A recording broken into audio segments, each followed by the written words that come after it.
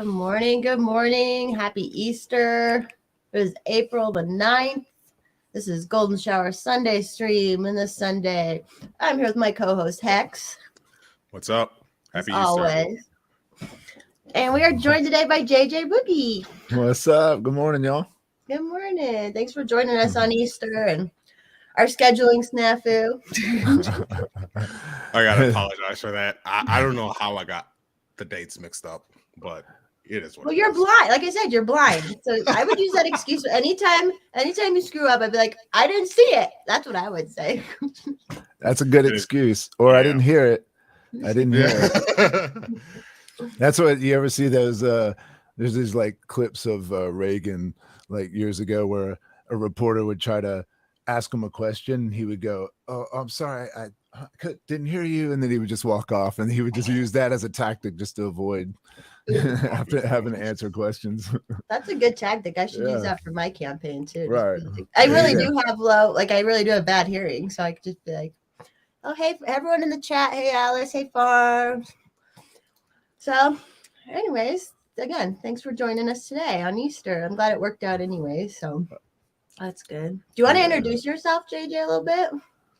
Oh, yeah. I'm JJ Boogie, and I'm the guitar player for Arrested Development, hip-hop group, and husband to the Asian hillbilly, my wife, Nanya Summer, who's cousins with Dolly Parton, and is currently writing a sci-fi fantasy book, and got 2 kids. We homeschool, and I tour around the planet and play guitar and do what I love to do. Well, I do that when I'm allowed to by world governments.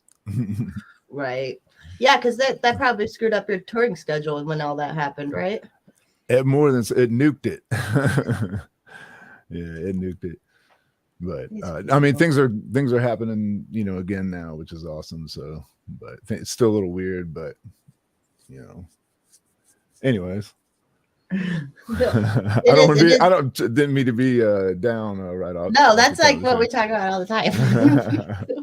Okay. And we've all met through Liberty Twitter, so it's just that's kind of the baseline is like gonna be right. Yeah. So how long have you been doing that? Let's see. Well, I've been like a semi-pro since I was 15. I used to play with my uncle's band. We used to do like classic rock and early R&B and anything from ZZ Top to Hendrix to all that stuff. And I was playing in little clubs around Atlanta, and then in 98 I met Speech at a church I was going to in Atlanta that had a ministry for artists and entertainers, and then started working with him in 98, and then like just doing like some studio stuff, just recording session work, and then I'd fill in on drums every once in a while.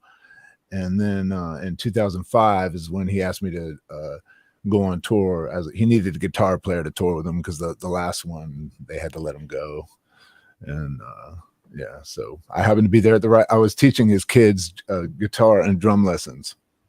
I play both, so I was teaching his kids. So I just happened to be at his house, and he had been thinking about someone he could trust on the road that could play guitar, and so he was just like, "Let me get Jay," So I still had to audition. Back then I wasn't really that great of a guitar player. I had to.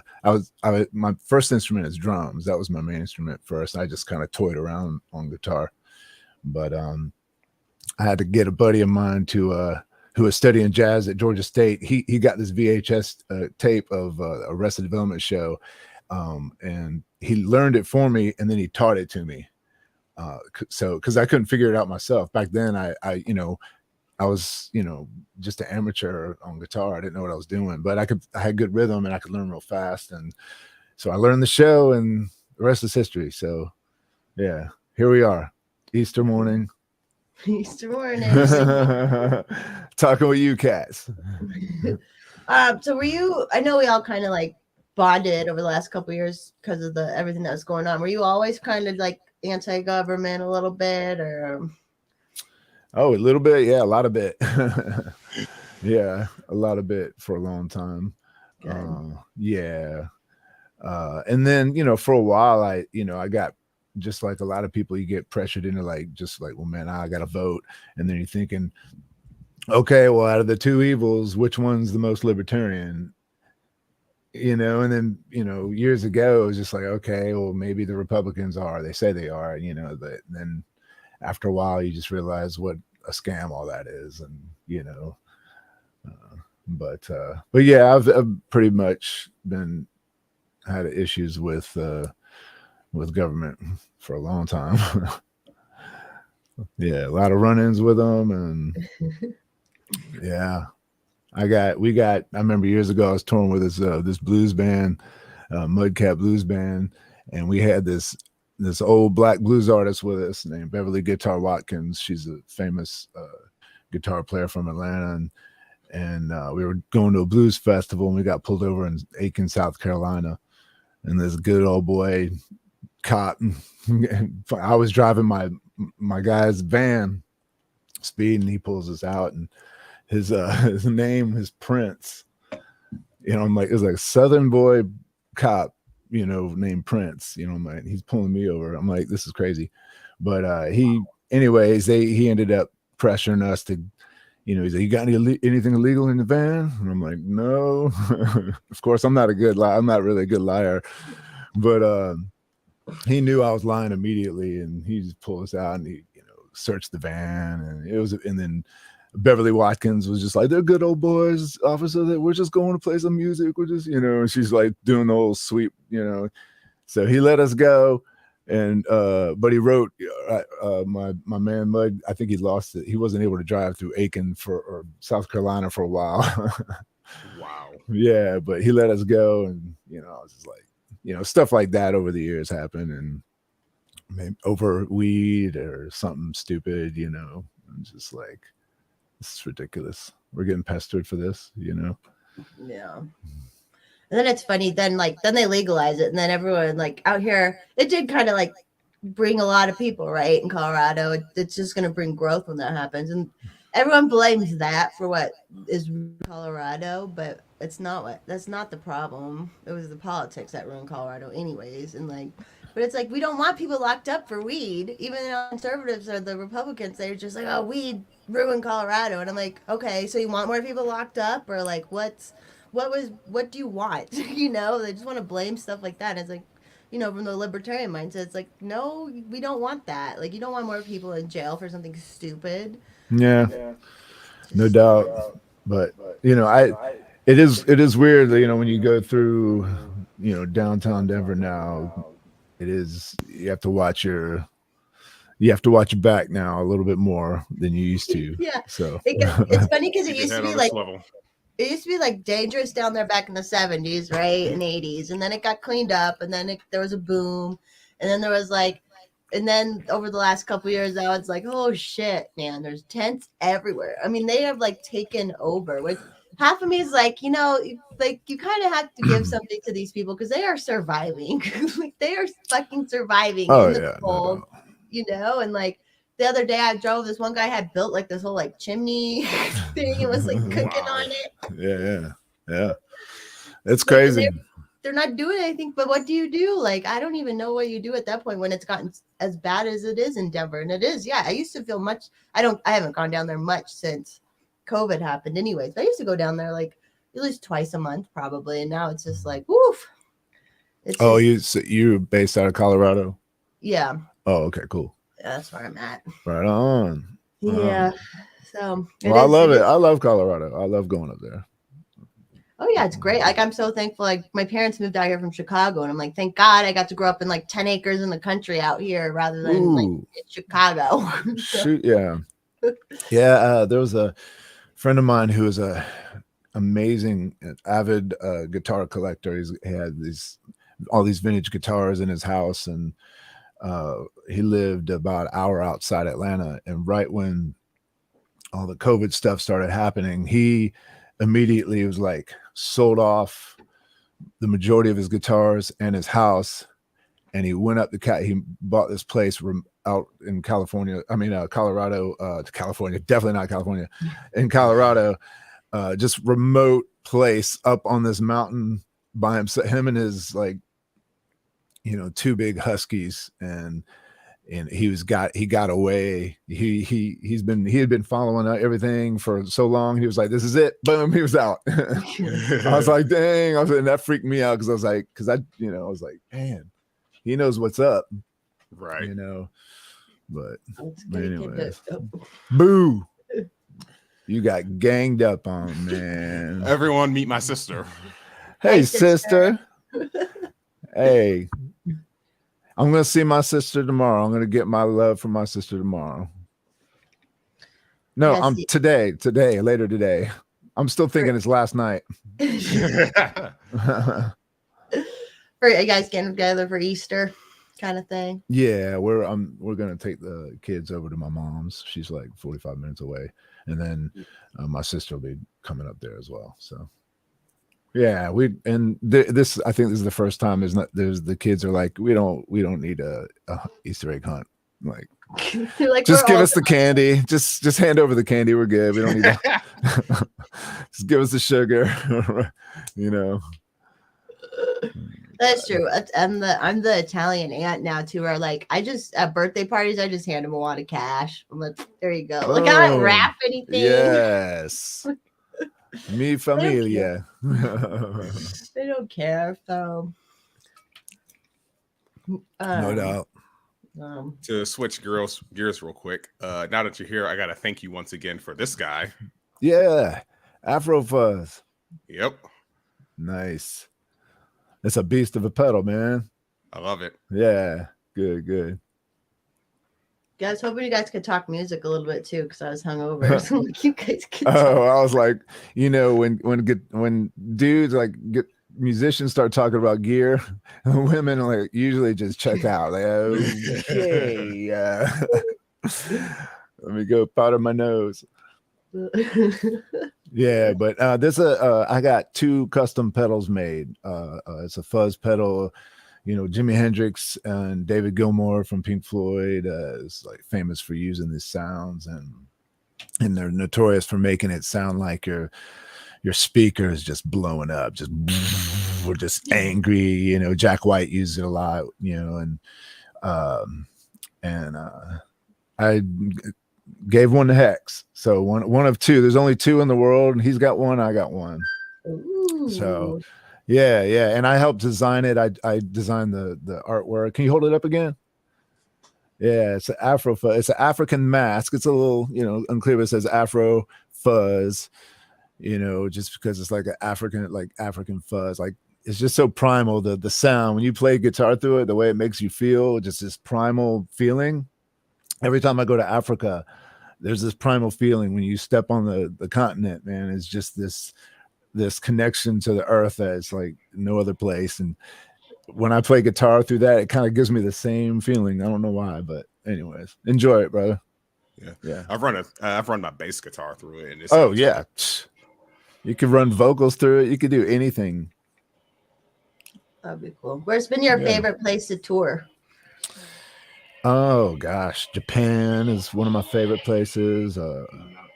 That never gets old. I mean, it never gets old going to Japan. Australia, although I'm a little afraid to go there now. Now that, you know, with it, you know, just as crazy as they've been over there with locking shit down. Oh, I'll read this comment. When Tennessee came out, I was going through a rough time. That chorus spoke to me. I get that song was definitely not for a suburban white girl, but I felt it. No, that's good. I mean, it's a prayer. It's a, you know, I don't know if you know the story behind the song, but my boss and my brother, he's one of my best friends, Speech. Sorry about the noise. That's the kids running across the upstairs.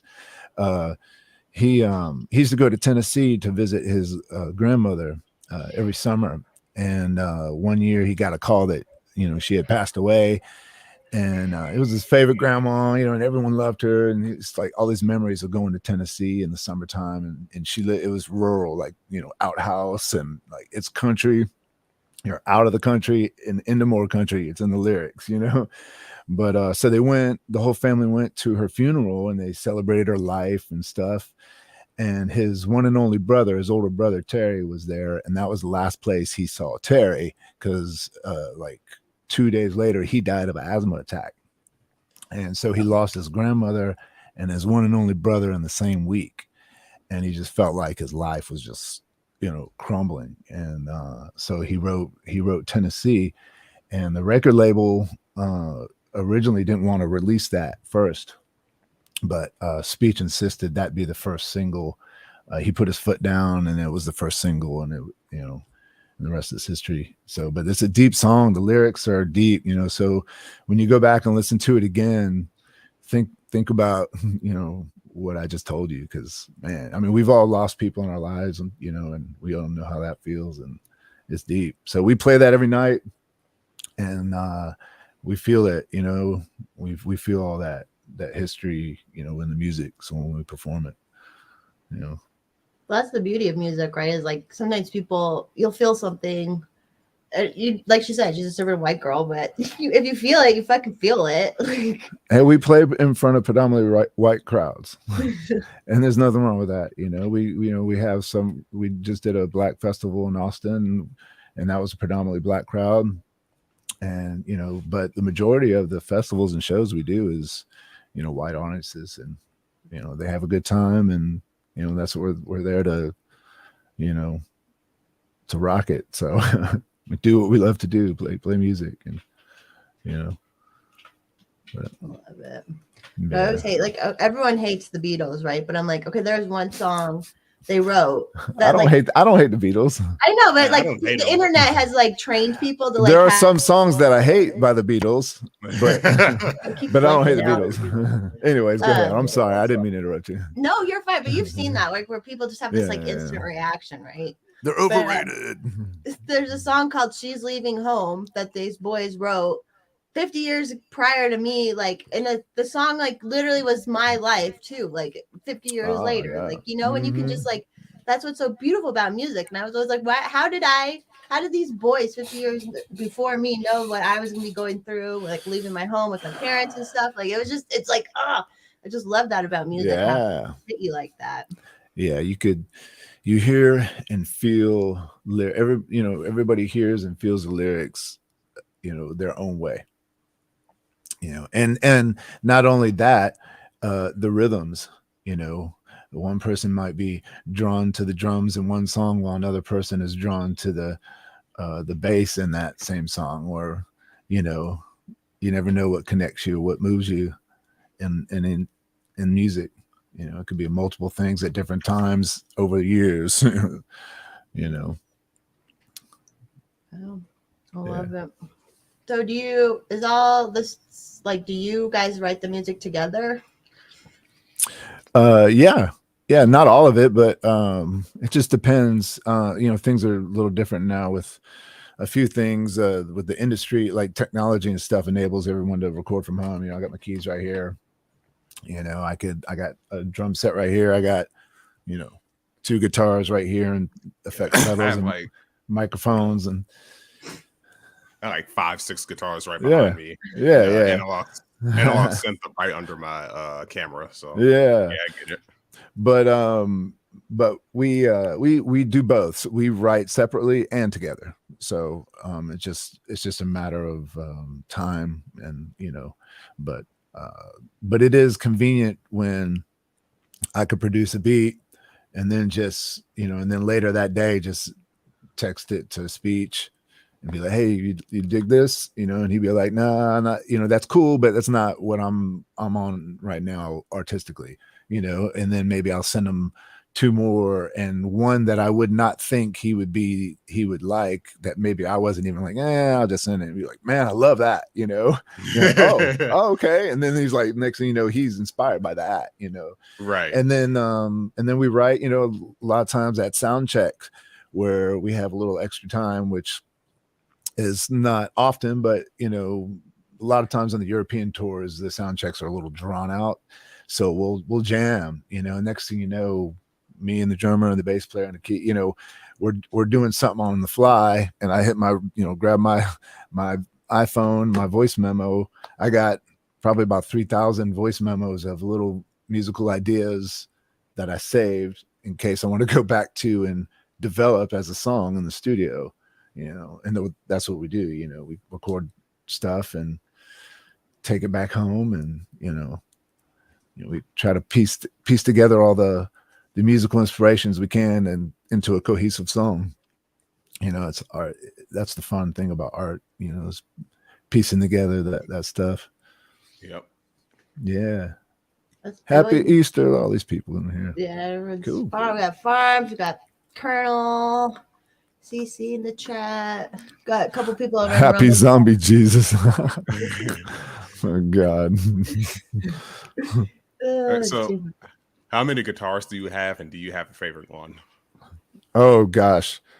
I don't have very many right now. Actually, I just pawned one. I just pawned my Gibson 335. It was my favorite one to pay for bills.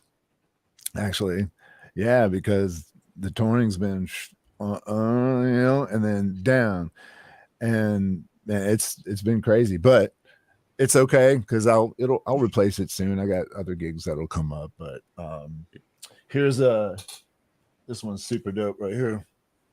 This is my favorite one. This is my Takovich Telly custom Telly. It's got a P90 in the neck, and I love this because it gives me like that funky Prince spank, and then you know, I could pop it in the neck and get some real thick, you know, almost humbucker like, you know, sounds. But this is my favorite. This is my number one right here. That's beauty. Yeah, and then you can't see how it's aged on the light. You can't see the checking in it, but it's not that old of a guitar, but it looks like it's about 60 years old because we had a layover in Istanbul. And they left our gear on the tarmac in the heat in the middle of summer when we had like a 4-hour layover. So my guitar was sitting out in the heat, and it used to look brand new, like the nice fresh coat of paint, you know. And then they time for the flight, load up the gear, we go up, you know, 35,000 feet, and it's cold up there, and it just crackled the finish. Wow. And so when I got home, I opened the case and I was like, oh my God, what did they do to my guitar? And I was like, oh, this is dope, because you have to pay like an extra $1,000 to have it done professionally. Right. You know, that relicking. Yep. You know, so but yeah, I have right now I have two Tellys, one with humbuckers and one and then this one. And then I got a Maton acoustic that I use, but I'm basically I want to get my next Gibson I'm going to get is I want to get a 56 reissue. Okay. Les Paul, which is a gold top with P90s. So there's a lot of cool guitarists that played those over the years, but it's always been a cool sound to me. Yeah, P90s are the stuff. Constitutional, Carpenter. Yep, that's right. They are. So my next, I just saw that after I said it. Synchronicity, man. Yeah. I guess have you had a lot of stuff get damaged going around so much touring? Yeah, not a lot. I mean, I had, you know, Gibson Les Pauls are expensive guitars, and I had one that was, I had one from '96, and the neck was broken by Arab Emirates Airlines. We were coming back from a tour in Africa, you know, and we flew into Dubai, and then we had to go through London Heathrow, and so we just did the South Africa, and then we did Middle East, and then we were going through London. We were just roundabout way back home. Sorry, it's convoluted, but that flight from Dubai to London, we had to get our luggage and then recheck it. So I got the guitar. I was like, let me just peep in the case, you know. And it was a flight case that somebody at Guitar Center sold me and said it was ATA rated, and it wasn't. And I look in the case, and the neck is just snapped. And I was just like, oh my God, because that never happened to me before. And I was just like, my baby, you know. So I went over there and I had to like tried to file a complaint, and Arab Emirates was just like, sorry, not sorry. You know, they were like, you know, they didn't offer no help. You know, like, hey, you know, you flew with us. That's a risk you take. And so that was that. But that's another reason why I like taking tellies on the road, because you could drop them and they're not going to break. Right. You know, they're like them and like the Stratocasters are like the AK of the guitar world. Oh man, yeah, they're so versatile. Yeah. Have you? Yeah, you should see Google. No, I mean, go to YouTube and type in Stevie Ray Vaughan surfing on guitar, and you'll see that motherfucker, you know, ripping a solo, and then he's literally like standing on the neck and stepping on his own guitar and flopping it around on stage. You know, and the only thing that ever broke that guitar was one day a lighting truss on the stage fell and broke the one of the necks on that guitar, you know, years later. But it had survived him surfing on it for years. Over in the Rumble chat, someone asked, while you're in Africa, did you bless the rains? No, but the rains blessed us. The rains blessed us. Dang, I wish I could pull up these pictures.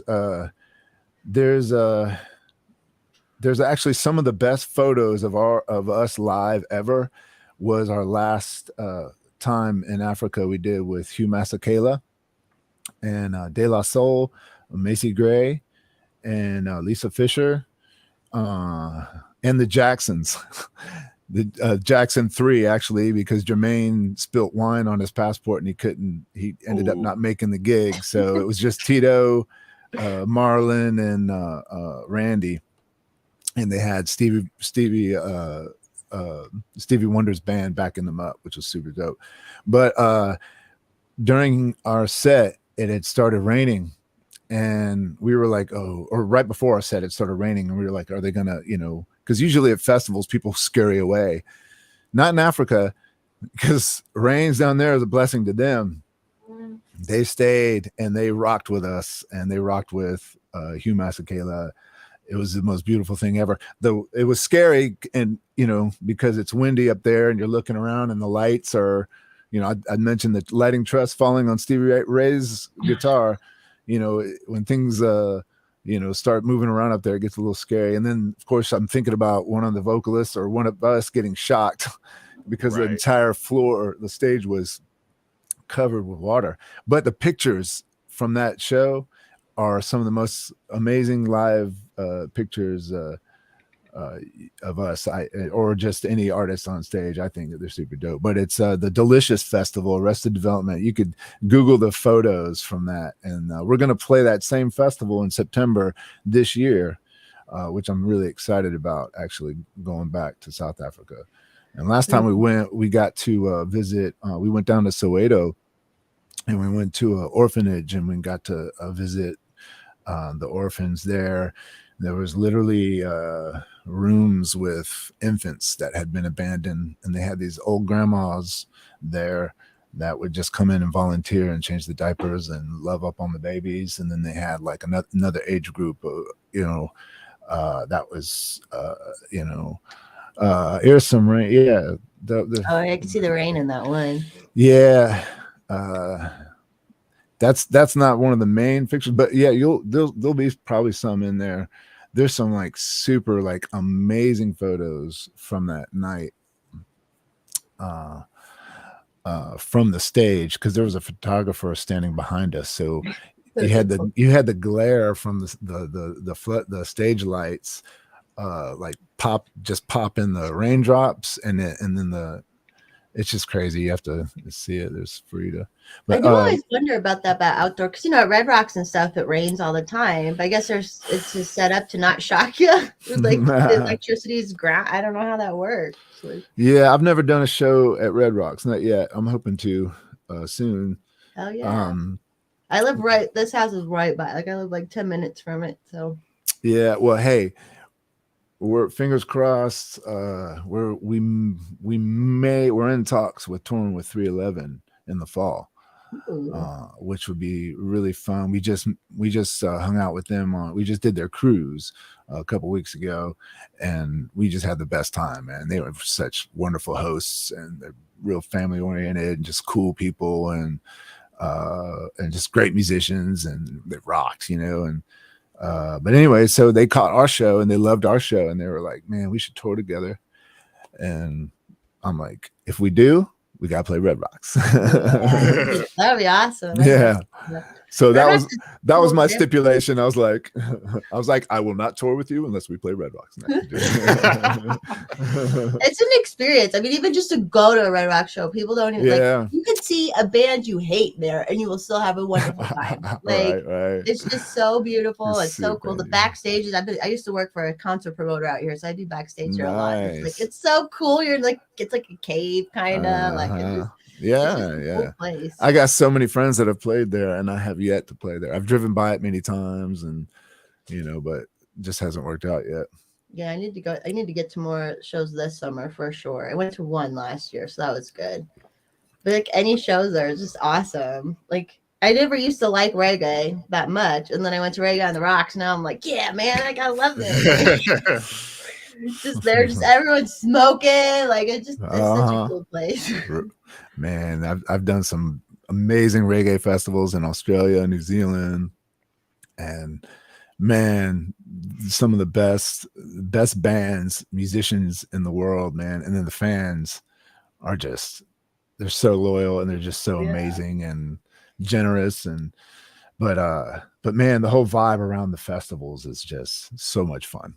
I mean, we toured with the Wailers, so I got that, hang out with Family Man, a bass player, the original bass player from with Bob, and then Bob's original horn section, and then Santa Davis was on drums, and who played with Peter Tosh, and it was just crazy. It was awesome seeing all these legends, man, but their pockets, man.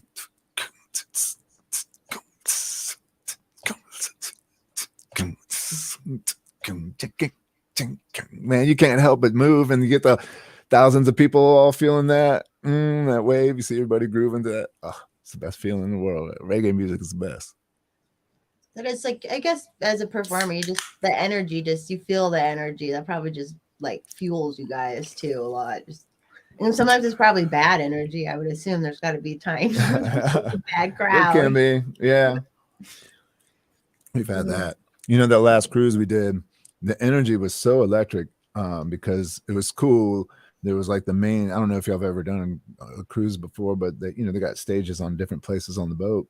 Right. Well, they have like the main stage on the deck, and then all the headliners will rotate, different hours or different nights. And so like one night 311 would headline at 8:00, and then the next night we would headline at 8:00, and then the next night, like G Love would headline. And so,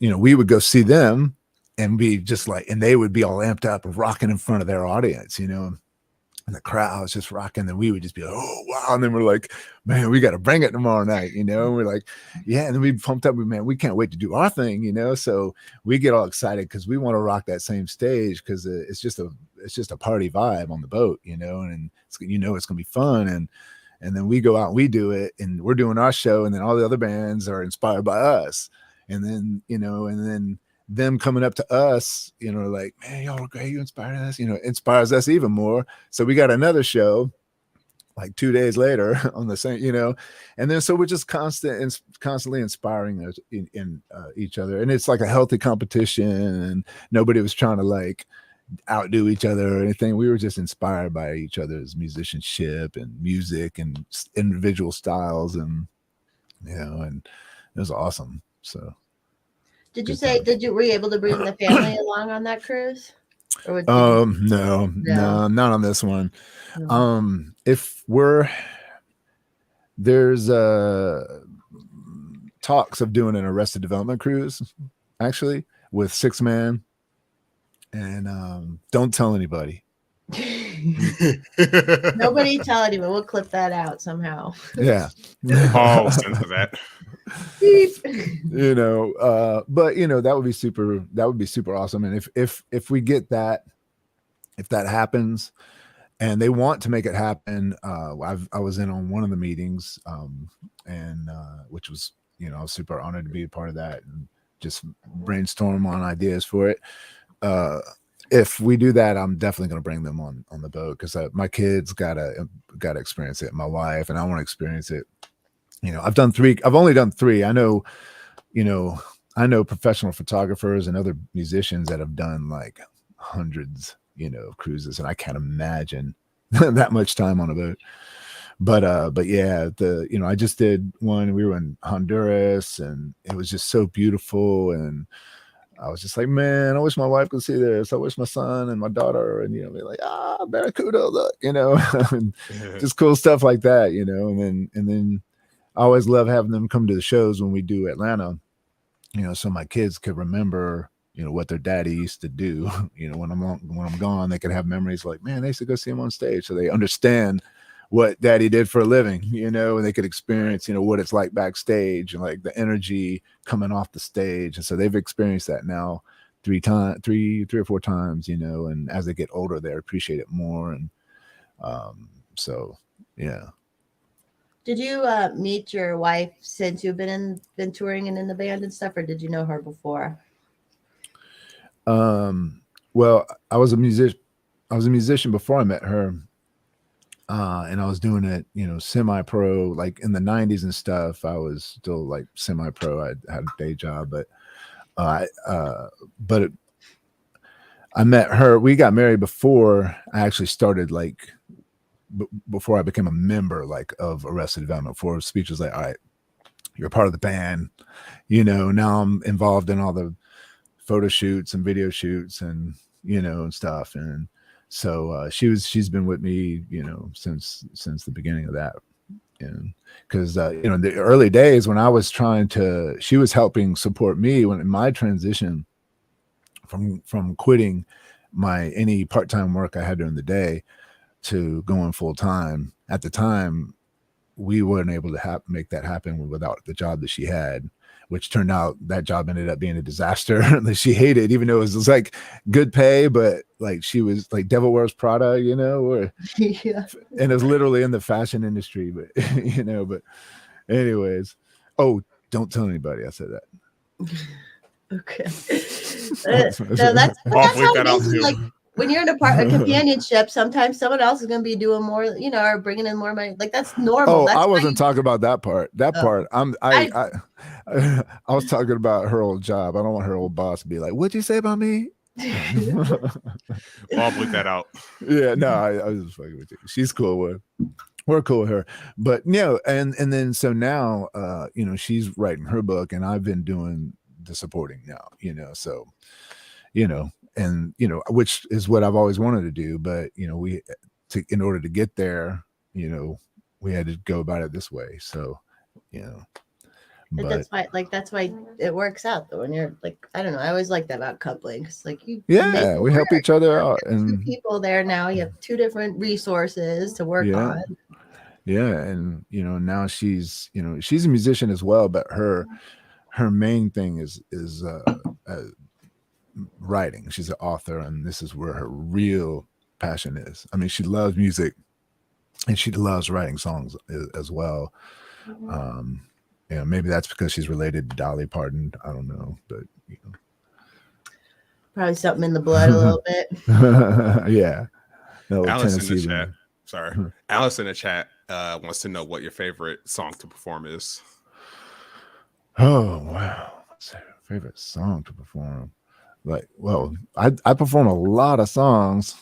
I guess it depends on my mood that night. I don't know if you mean like a Arrested Development song. Like I just did a 3-hour show with my wife last night at a brewery outside Atlanta, and it was a small audience, and I had so much fun. It was so awesome. And you know, some of those were, you know, some of my wife's new songs that she's writing. Like she has a song called Love You Long Time, You guys are gonna love it, man. It's you remember the Two Live Crew song from back in the day?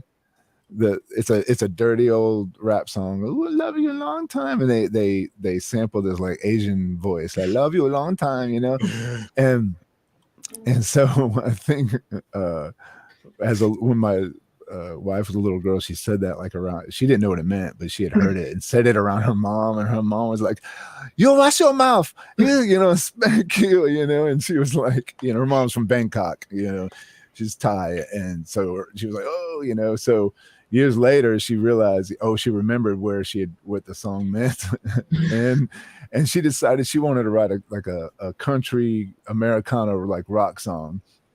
It's like a country song, but it's blues based, and it's called "Love You Long Time," and it's just about, you know, good sex, you know, and we, you know, so it's a cute song, but it's like kind of, you know, it rocks, but it's cute in the Southern way, like a Dolly would do it, you know, but there's innuendo. But when you're listening to it, like last night, I was looking at some of the couples, like they start listening along to the lyrics, and then like it starts to compute what she's saying. She's like, "Is she saying that? Oh my God." Like at first they're like a little taken aback, and then they're like, "Well, it's kind of kinky. I kind of like it," you know.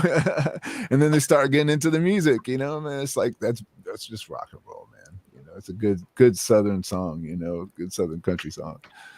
But I love playing with Arrested Development. I love playing Tennessee is one of my favorites. But there's a song called "I'm Bad" that it's not one of the more famous songs, but it's one of the it just rock. The way the riff is a piano sample. It goes do do do do do do do do do do do do do do do do do. And the song is based around that sample, and then there's like a James Brown drum beat on it. It's so funky. So what we've done to soup it up live is I got, you know, I put distortion on my guitar and I kind of palm mute, and Hex knows what I'm talking about. And you crank your amp up, that you start chugging a little bit. So I mimic that guitar, that piano line in the sample, and then our keyboard player, he doubles up on it as well. So he's standing next to me on stage, and he's blaring through his monitor, I'm blaring through mine, and then I got this drummer behind me, Will, on drums. Is just so funky, you know. And then so go listen to the song "I'm Bad" by Arrested Development. That's probably one of my all-time favorites, because it just rocks so hard. Now you won't get the same effect when you hear the studio version, although the studio version rocks, crank it up. But when you experience it live, it's just a whole nother level. Yeah, live is just, that's what I miss so much when they were shutting everything down. I'm like, even when I would go dancing, when you can go listen to music so loud and it like hits your heart, you know, and you just feel it. It's like there's just something about it, and they really tried to take that shit from us, man. That was like the good shit too. Yeah. I was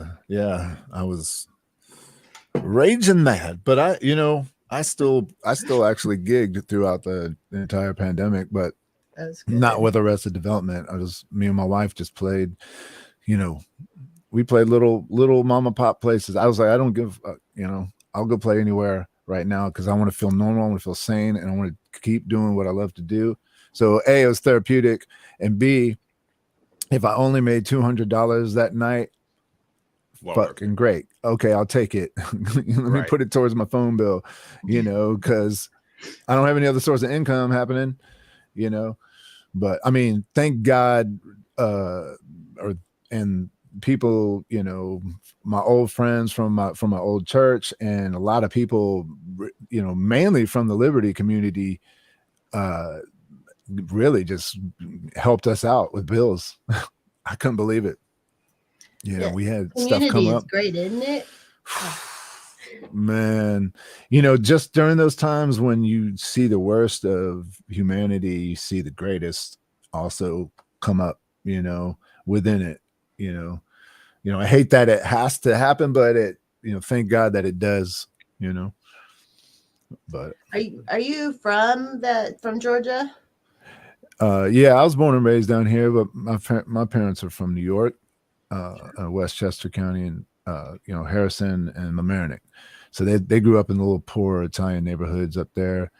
And then my mom's side is all from Sicily, and my dad's is Italian, and then a little bit of like Eastern European and stuff. So Polish. Yeah. But I'm a mutt. Yeah. But I grew up down here. Yeah. Even you, Hex. You're probably like half white at least. Oh, Hex is, I guarantee you, he's at least 15% Irish.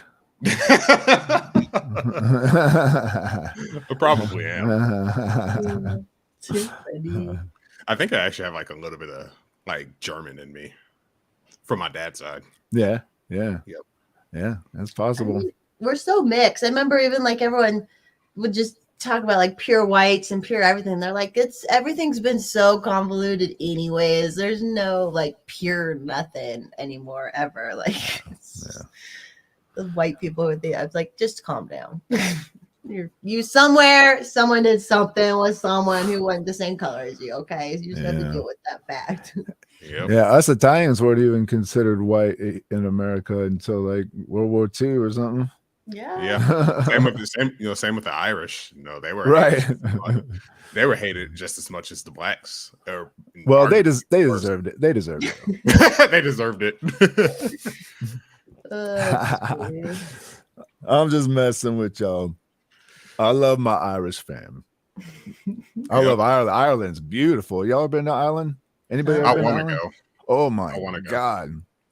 There in freaking Scotland is beautiful, and yeah, we're going back soon. Anybody out there that lives out there? There's your tours. Yeah. All May you're gonna be out there, huh? Or a lot of time. Yeah, I'm gonna miss my son's birthday by 2 days. When's his birthday? On the 21st.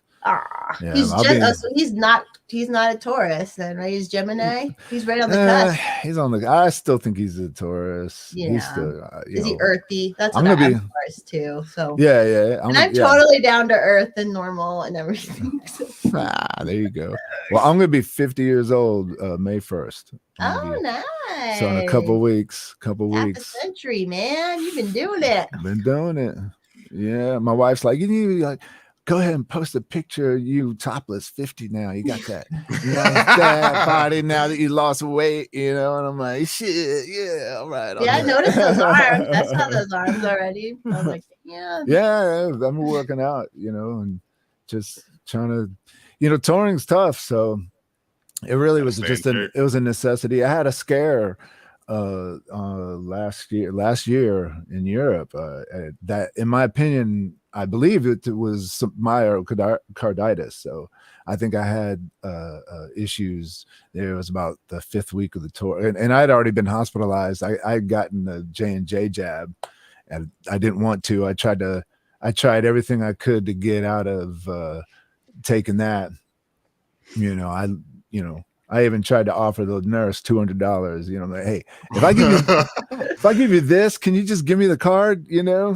And she's like, oh no, I'm sorry, I can't do that. I'm like, actually, you can do it. I was like, she's like, you'll be okay. I had it. I'm fine. She was totally clueless. She wasn't even offended. She was just like, you'll be fine. It's okay.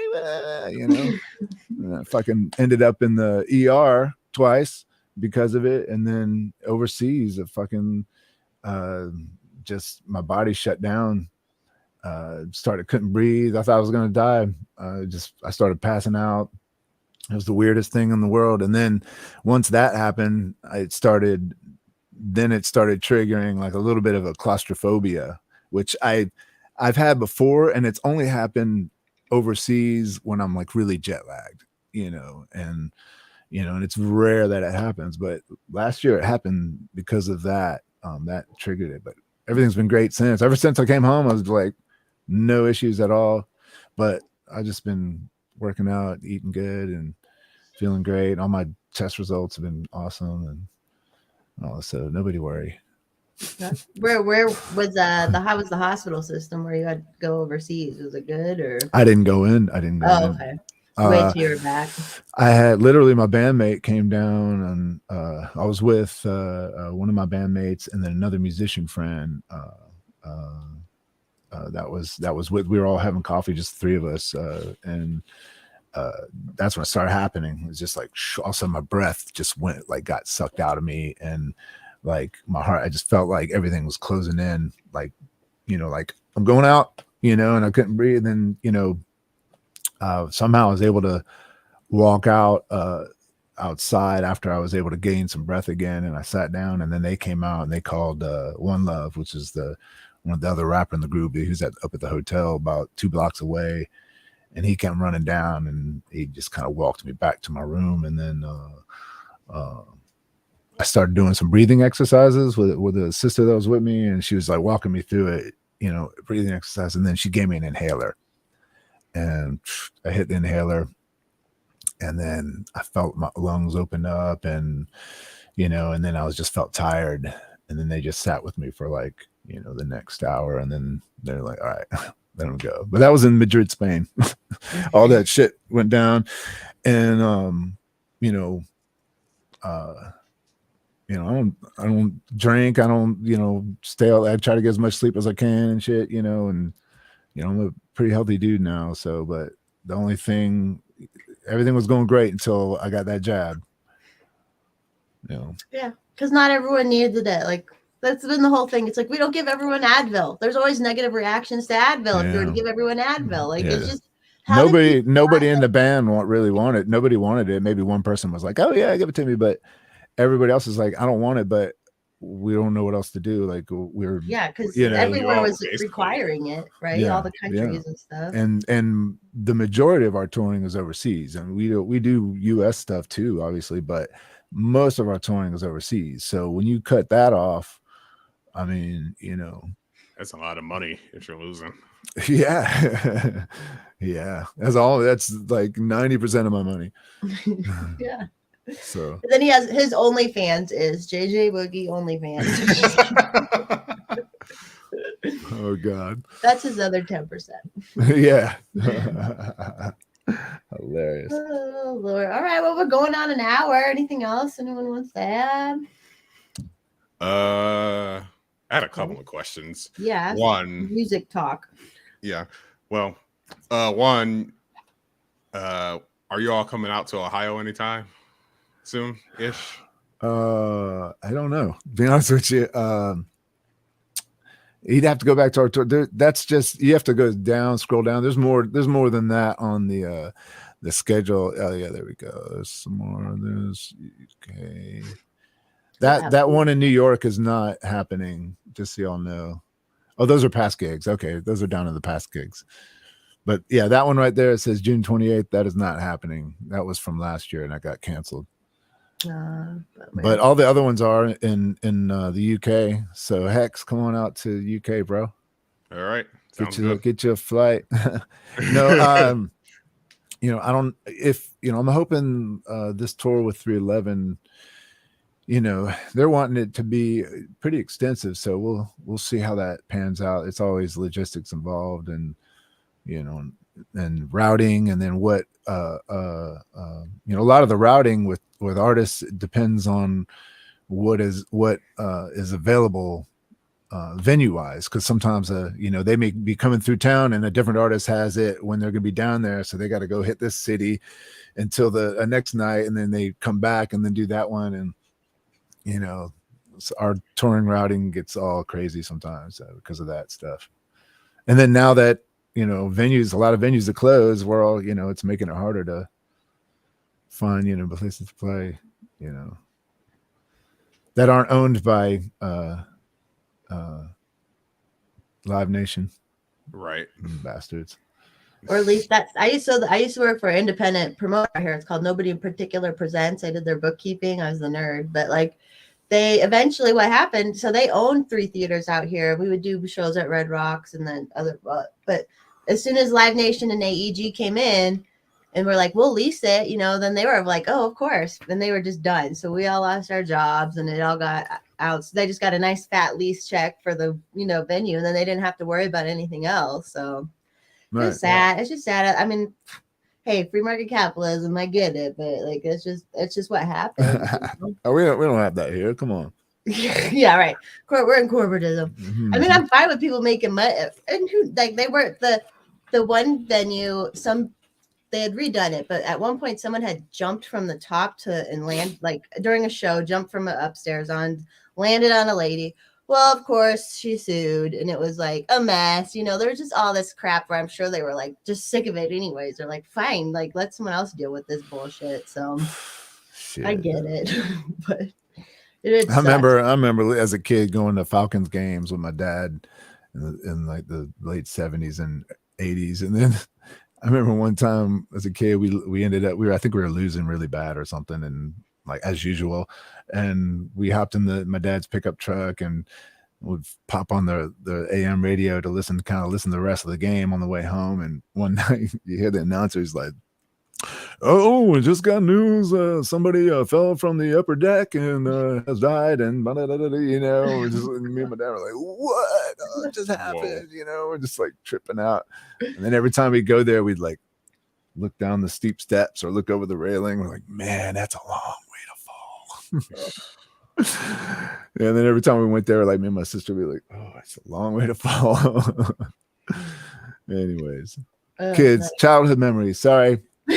They just come to me like songs. They just I was just thinking, like, I wonder if when you're falling from if like you pass out at any point, or if you're just awake the whole time. Oh, well, shoot. I don't know.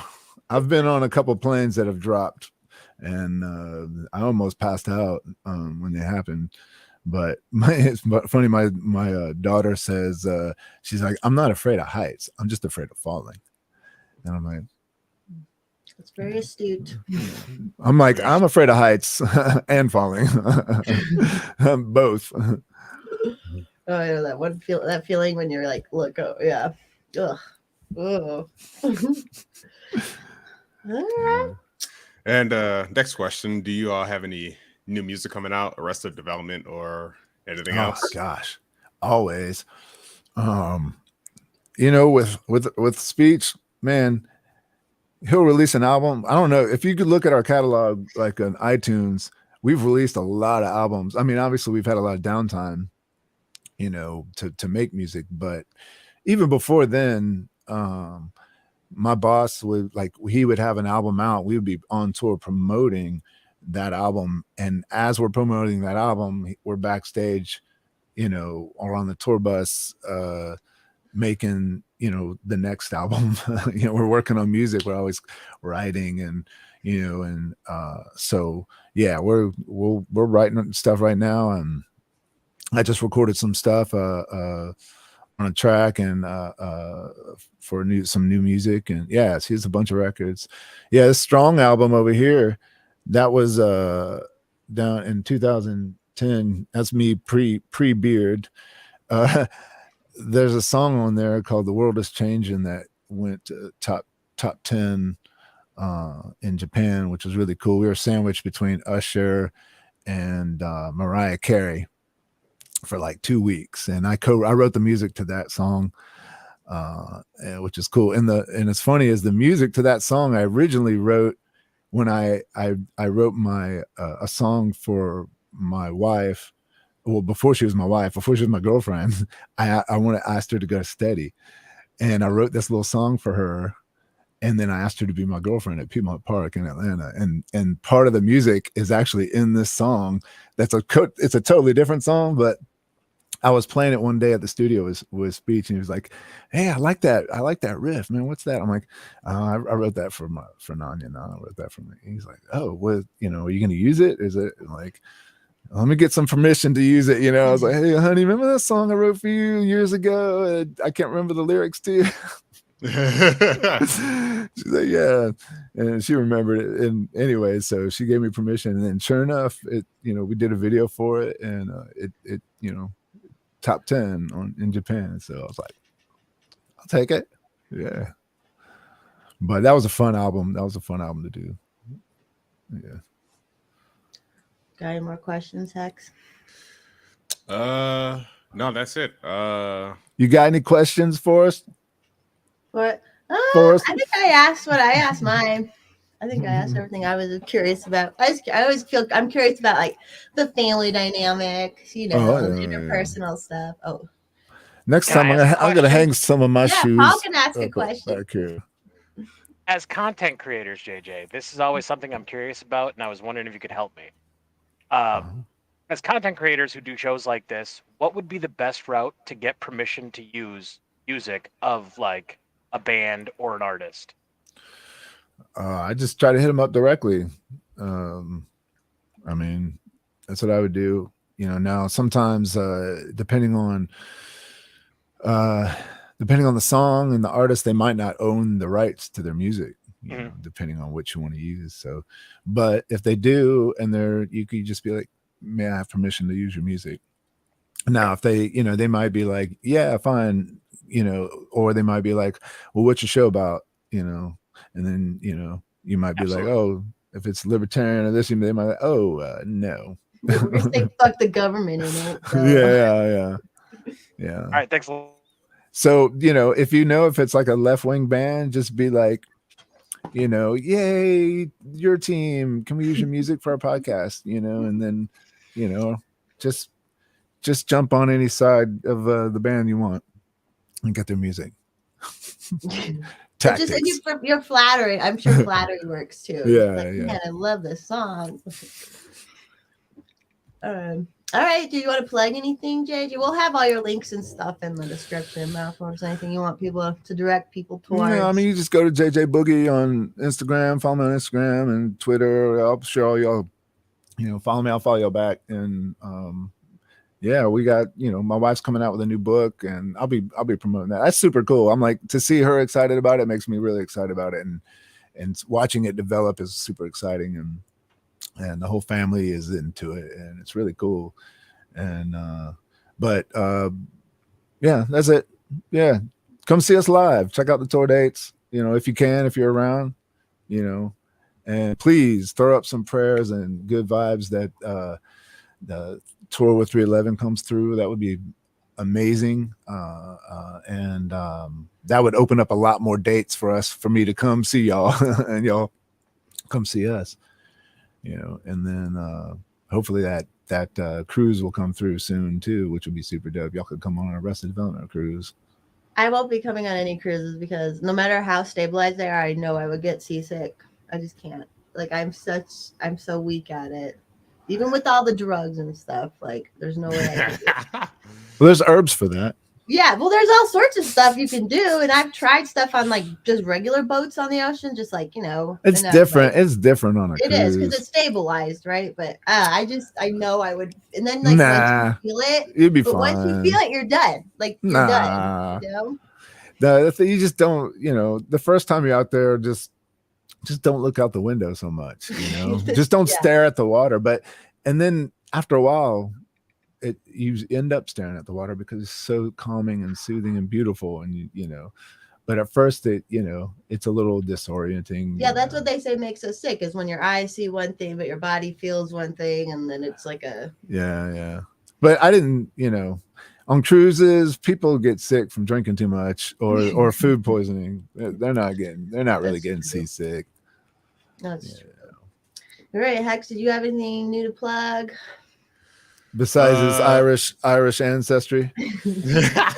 It's hilarious that you bring that up though, because after that, like when 2020 election was going on, there's that clip of Biden on Charlamagne the God show where he goes, if you don't know whether to vote for me or Trump and you ain't black or whatever. And I didn't vote for Biden, so there's a joke between me and some of my friends that I ain't black anymore. And then one of my friends is of Irish descent, so she's like, I'll adopt you into the Irish. Right, there you go. Culture. Yeah, bring over some Guinness. You'll be good. All right, but do I have anything to plug? Next Friday, I will be recording with the meat of Hawkett Podcast. He was in the chat earlier. I don't know when he'll put that out, but look out for that. Thursday, this is pretty much going to be a regular thing now. For those who are not aware, I started doing this thing on Thursdays where I live stream on YouTube and wherever else of me just making music and chatting with people. That'll be going on again this coming Thursday at probably 6 p.m. EST. So if anyone's interested in watching me make music, tune into that. Use that Afro Fuzz. Hell yeah. But other than that, that's all I got. For our show, next week on Golden Showers, I'm having the new chair of the Colorado LP will be joining us. She's amazing. She's hilarious, and our board is so diverse that no one can ever call us any ists at all. They can't call us bigots, racist, or nothing. We got that covered now.